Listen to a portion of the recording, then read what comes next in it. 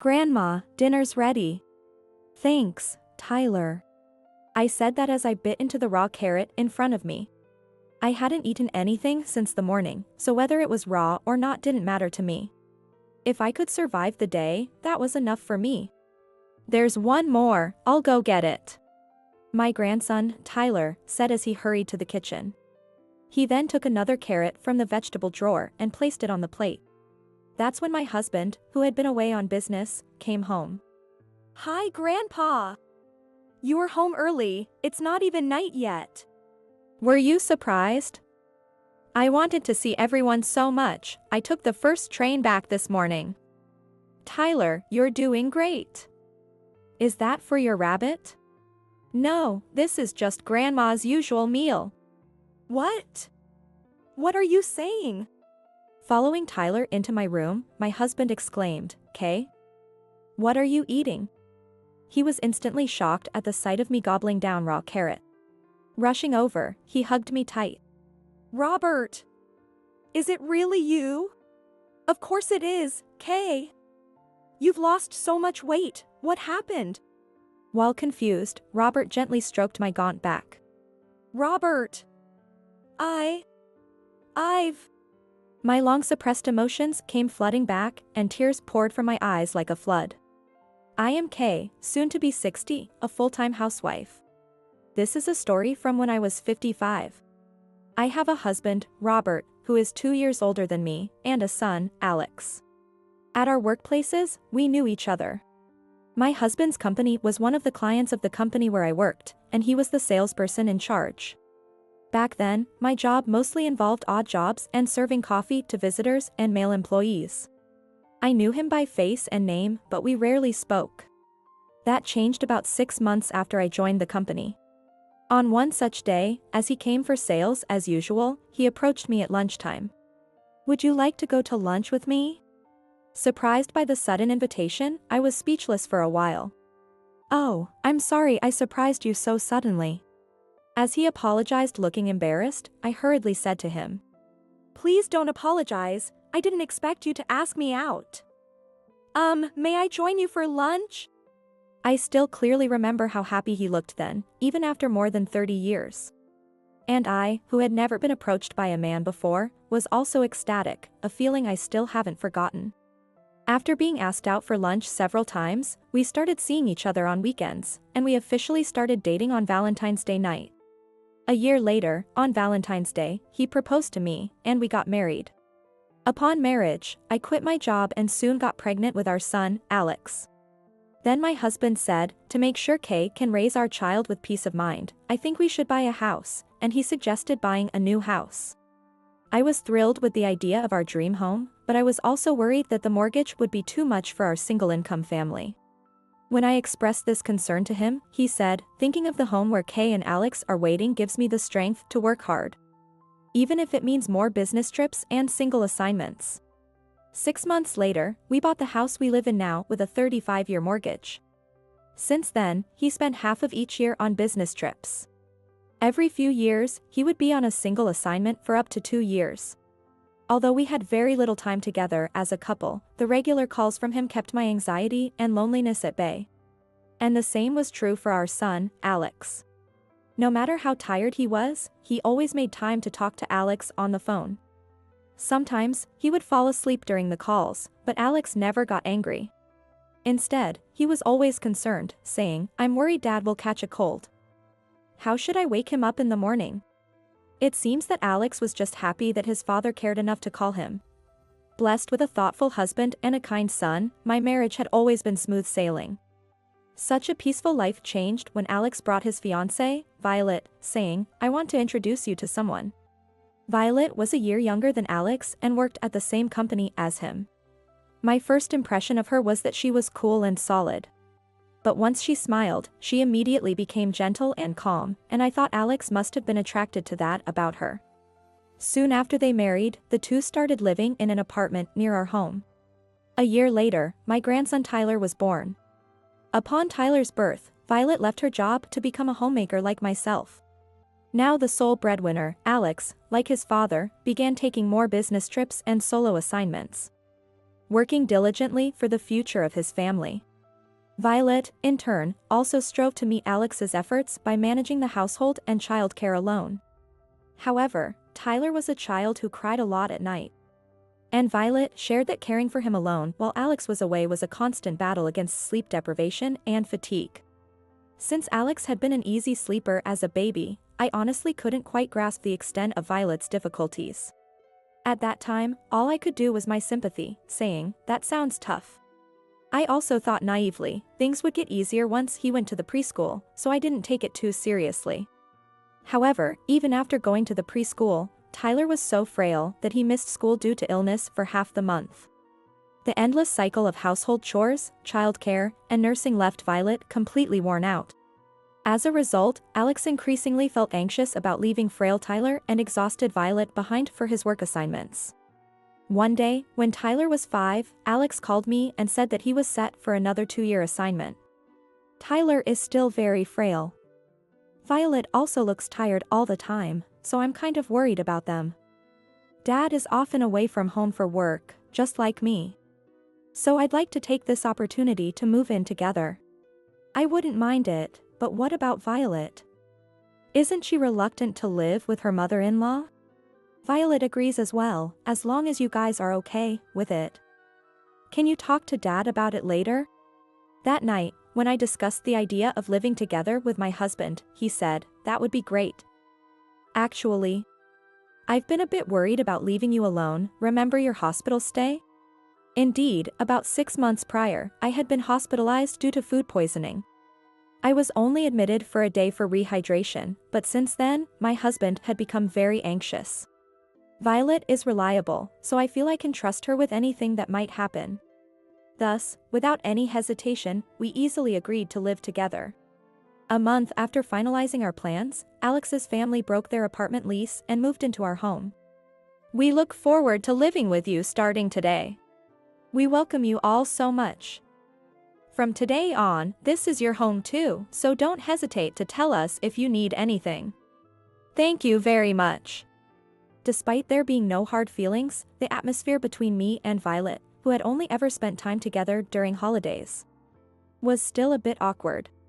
Thankfully, with my husband and Alex helping to mediate, we managed to find a comfortable distance from each other. After spending a few days together as a family, my husband and Alex left for their usual 2-year assignment as planned. Now, it was truly just the 3 of us living together. Violet and I decided to divide up the chores. I took on cleaning, laundry, and dishwashing.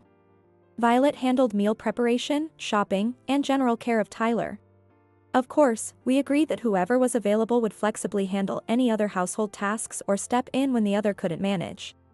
Yet Violet was truly a great daughter-in-law. She often finished even the chores I was responsible for, saying, "I had some free time, so I finished them up." Even when Tyler was ill and bedridden, Violet never neglected her assigned household duties.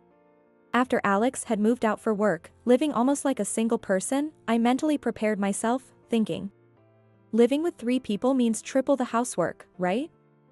I need to buckle down. However, once we started living together, Violet completed most of the household chores, allowing me to continue my relaxed daily life. You are truly an exemplary daughter-in-law. Thank you for choosing Alex. It's nothing. We're living together, so it's not a big deal. At that time, I truly felt grateful to Violet from the bottom of my heart, considering myself very fortunate. But this happiness didn't last long. About 3.5 months into our life together, Violet's behavior began to change dramatically. She was constantly checking her phone during meals and conversations, unable to settle down. Furthermore, the shopping trips she used to enjoy with Tyler on weekends completely stopped, and she would go out alone for hours and not return. Moreover, when housework was delayed or took longer than expected, she began to speak in a harsh tone, saying, "I don't have time. Please do it later." I was confused by Violet's drastic change and tried to understand why she had become like this. However, no matter how much I thought about it, I could only think that maybe she was overwhelmed with too much responsibility and stress. Thus, I decided to openly share my honest feelings with her. "Violet, I'm sorry if I've been relying too much on you for the housework. From now on, I'll take on more, so why don't you take a break? I intended to show as much consideration as possible, but Violet's response was a nonchalant, "What? Oh, I'm fine, really. Don't worry about me." Wondering if I had said something inappropriate, I continued to ask her if she was really okay, and if there was anything she wanted to discuss. But our conversations dwindled, and eventually, she began to ignore me completely. Moreover, Violet took over all the household chores, insisting, "Please don't touch anything." But the reason she gave was unreasonable. When you touch things, they end up smelling old, which is bothersome. She also completely ignored my meals and laundry. I had no choice but to try to cook it myself. However, Violet was furious with me and wouldn't let me use the kitchen, saying, "I told you not to touch anything." In the end, I had to buy food from supermarkets or convenience stores and eat alone. As for laundry, I had to secretly wash it while Violet was out and dry it in my room or use a laundromat. Furthermore, I needed Violet's permission to even talk to or interact with Tyler. The relationship had become so strained it hardly felt like family anymore, and it was wearing me down. The only way to change the current situation was still to discuss it. However, whenever I tried to speak to Violet, she would either ignore me or become furious. Determined to break through, I addressed her more firmly than usual despite her continued indifference. "Violet, if you don't talk, I won't know what's going on. Please, talk to me more." Unexpectedly, this approach led to a shocking outcome. "Shut up. I told you to be quiet, so just be quiet." With that, Violet suddenly slapped me across the face. I was prepared for insults and shouting, but I had never expected her to actually hit me. Shocked, I was frozen in place. Violet herself seemed very surprised by her action, but ultimately, I remained silent. This incident unfortunately worsened her behavior towards me even further. Initially, I wondered why Violet had changed so drastically. The reason was her affair. Violet's affair was with a college classmate, who was also married. About a year before we started living together, they met again at a college club reunion. Finding common ground in both having families, they exchanged contact details under the guise of being each other's confidant. Exhausted from caring for Tyler and overwhelmed by single parenting, Violet quickly became engrossed in her interactions with her affair partner. Before long, their relationship developed into a romantic one. During her apartment life, Violet neglected household duties to go on dates with her lover. Whenever the house was a mess, she excused it by claiming, "Tyler got sick again, and I couldn't keep up with the housework," and Alex, often away on business trips or solo assignments, didn't suspect anything. Given that Alex was often away on business or on solo assignments, it was impossible for him to fully grasp the day-to-day activities at home. Therefore, he simply believed everything Violet told him. This affair lifestyle took a sudden turn shortly after we began living together. Initially, Violet thought, as long as I act like a good daughter-in-law while we're living together, I can continue the affair as before. Thus, she actively managed my share of the household duties and started to play the part of the good daughter-in-law. However, suddenly taking on all the household chores she had previously neglected for the sake of her affair proved to be a significant burden. Gradually, Violet became overwhelmed with chores, making it difficult to find time for her lover.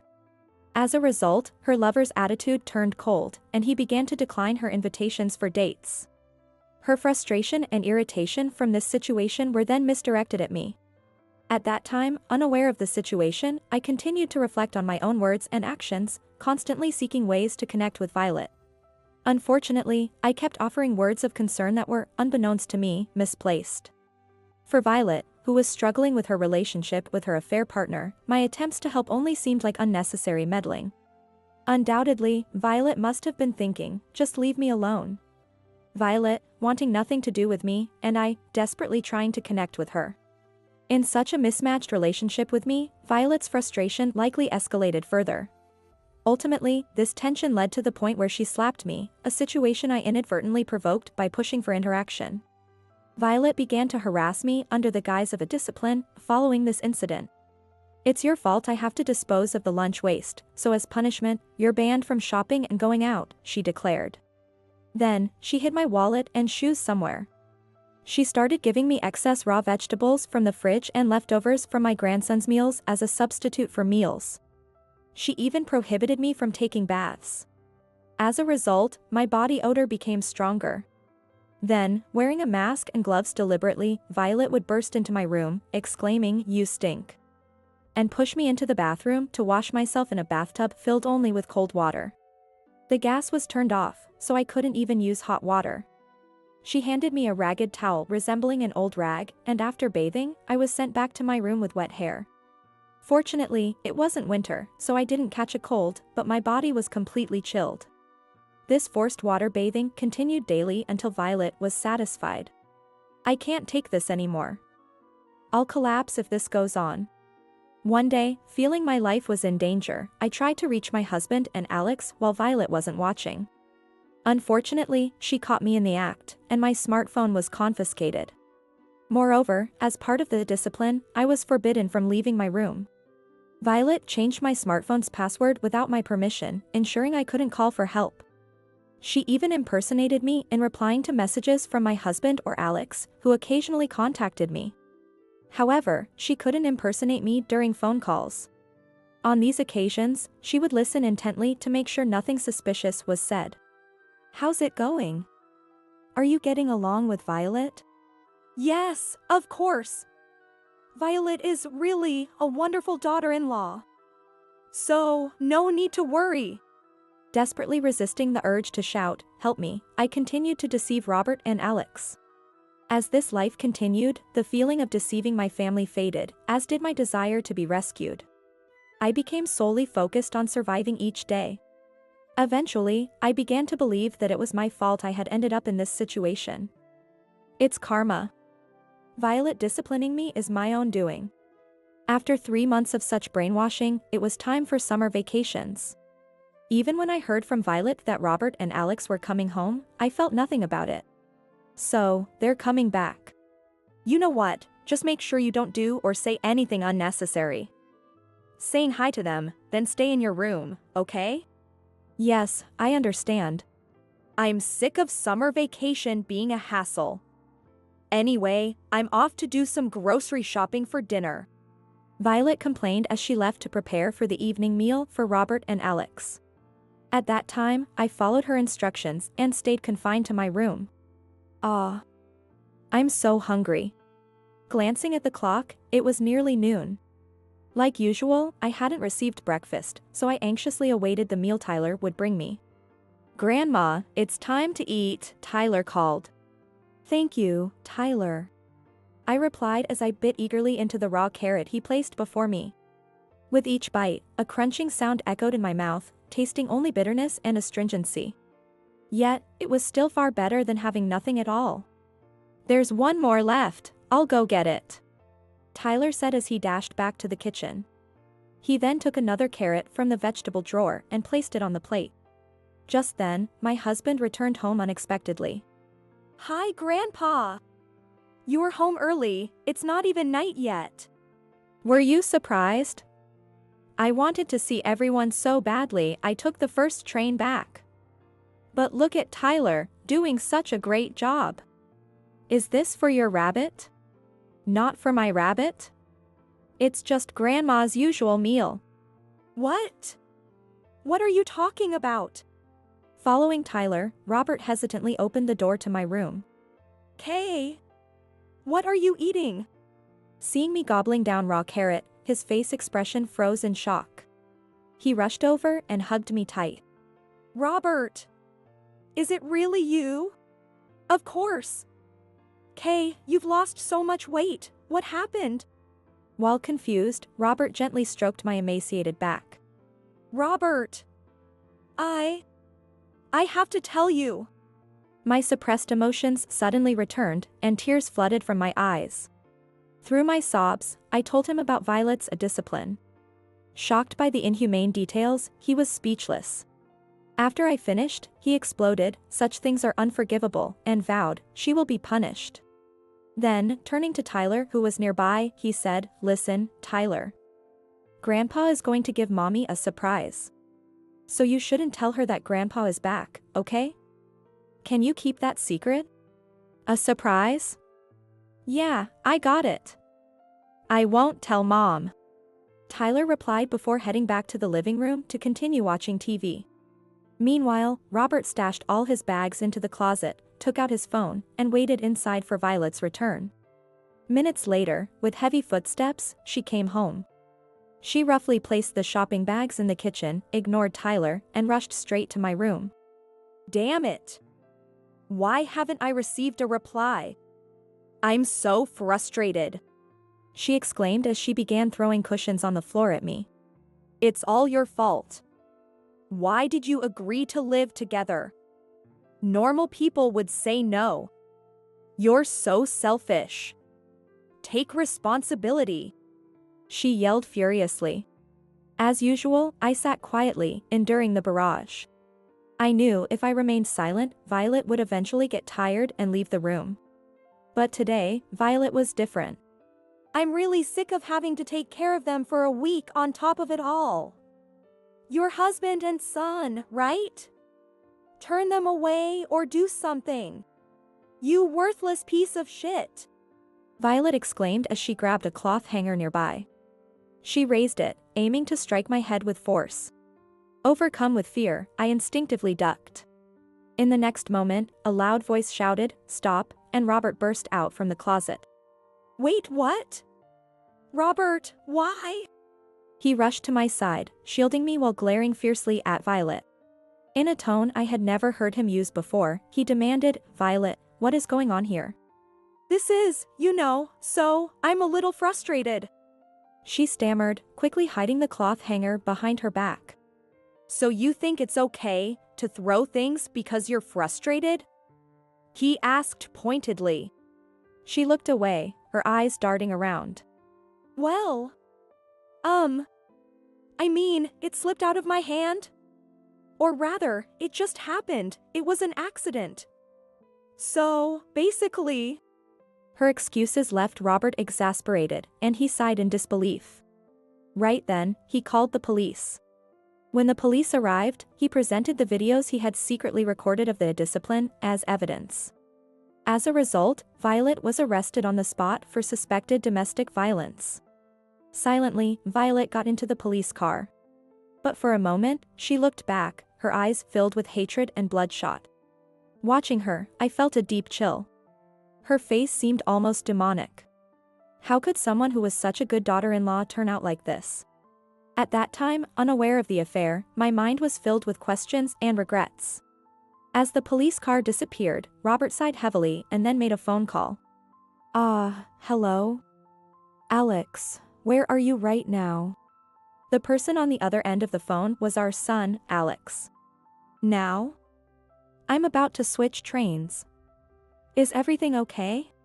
Violet has just been arrested for domestic violence. Grab a taxi or anything, but come home as soon as possible. Domestic violence? Arrested? What? I'm not following you. Alex through the phone sounded clearly confused. Anyone would be if they were told their spouse had been arrested. To Alex, Robert firmly said, I'll explain everything when you get back. Just hurry home, before abruptly hanging up. A little while later, Alex arrived home, his face pale with shock. Violet! Hey, Violet! Mom, where's Violet? Seemingly panicked, Alex frantically searched the house, calling out for Violet. To him, Robert calmly said, Violet isn't here. Alex, we need to talk now, so have a seat. Guiding him to a chair in the living room. And so began the family meeting between myself, Robert, and Alex. First, Robert explained how Violet had been arrested. The story was so terrible that Alex wore a look of disbelief. However, seeing my emaciated appearance, the disarrayed house, and the video evidence forced Alex to accept the harsh reality. Is it really true? That Violet did this to Mom? Frozen in shock, Alex stared at the smartphone screen, prompting Robert to gently offer him a cup of coffee. Silence lingered for what seemed like minutes. Alex finally glanced at me and gulped down the now cold coffee in one go. Then, he turned to me and said, Mom, I'm sorry. I didn't notice it until it had gotten this bad. Alex, it's not your fault. Don't be so sorry. No, it's my fault. Living together and what Violet did was my mistake. If only I had been more determined. Alex murmured weakly, fighting back tears. Alex, there's no use in brooding. You have Tyler to think about. Let's focus on what to do next. Tyler, right, I have Tyler. I need to be strong for him. Subsequently, Alex decided to divorce Violet. He also chose to sue her for the domestic violence she inflicted on me. However, believing that my testimony and Robert's video evidence might not be sufficient, Alex and Robert decided to examine Violet's smartphone. They apparently found messages between her and an unknown man. Around the same time, Violet told the police that I was in a relationship with a guy I had been seeing before we moved in together. And as soon as we started living together, things didn't work out. I was lashing out, and I couldn't stop myself. Based on this confession, a search of Violet's phone and room uncovered photos with her lover and a diary detailing her emotional state at the time. He demanded a significant amount of child support and a share of their assets after the divorce. Meanwhile, Robert, Alex, and I filed a joint lawsuit against Violet for domestic violence. A guilty verdict without probation was upheld, ensuring that she would be in police custody for several years. There was no sympathy for Violet, who betrayed her family and repeated her cruel actions. I only hoped that during her time in prison, she would reflect on her actions and repent. After the divorce was finalized, we continued to live together to support Alex, who became a single father. However, my health had deteriorated, so Robert took early retirement to care for me. Thanks to his support, I fully recovered both physically and mentally. Now, I look forward more than ever to picnics on the beach with Tyler. Dad, next time let's go to the beach together. You're right. No longer working alone far away, now I have lots of playtime with you, Tyler.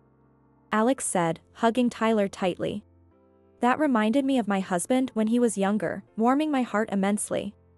May Alex find another wonderful woman someday. I continued to secretly hope so in my heart.